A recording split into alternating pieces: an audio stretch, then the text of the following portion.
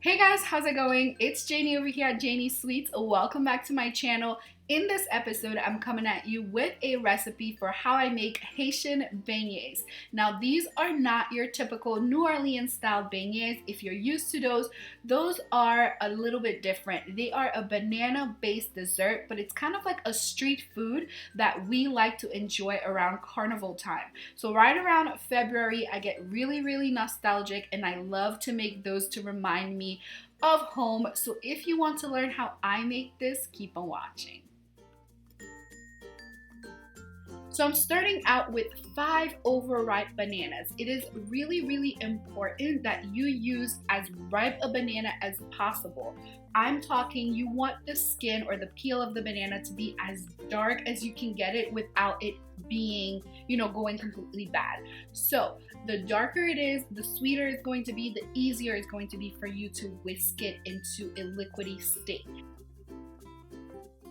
So what I'm doing is I'm using my whisk and making sure that all of the banana is completely crushed. To that, I'm going to add some granulated sugar. Using my whisk again, I'm going to whisk it up together and make sure that everything is nice and incorporated. Then I'm going to work on my dry ingredients. So I have just some grated nutmeg. I've added that to some baking powder. And then I'm going to add all of that to my all-purpose flour. Now I'm gonna go in a little bit at a time to make sure that the flour is nice and incorporated into the rest of the ingredients.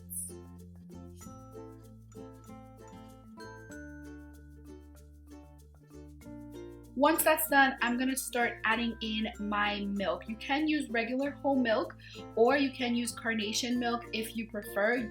Either or, it won't really make a difference. People also have used water in place of the milk. That's your call, but I find that the milk gives it a bit of a richer taste.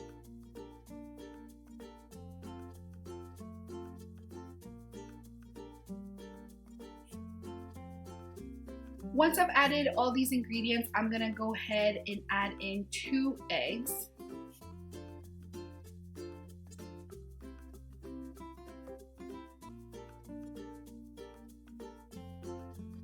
Add them one at a time and then beat them into the rest of the mixture.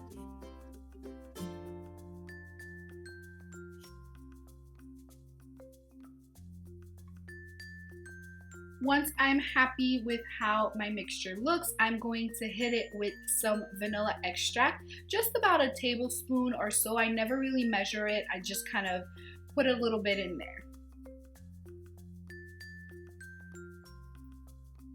The consistency that you're looking for is kind of like pancakes. Now I am going to set that aside and then I have a pan with some vegetable oil. And I'm going to just test out the oil to make sure that it's not too hot by dropping a little piece in there.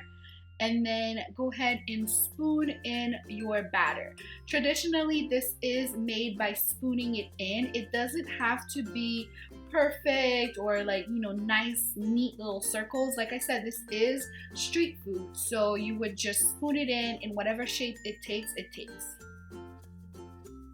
Once the first side is cooked, go ahead and flip it. That is going to happen quite fast. So make sure that your oil is not too hot, otherwise it's going to burn.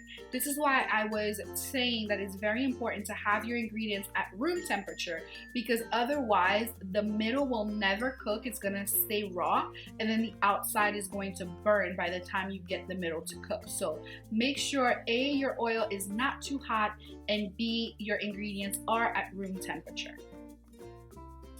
I'm going to show you what I mean by it being too hot. You see how it didn't cook on one side, but on the other side it almost burnt. So I had to reduce the oil temperature at this point.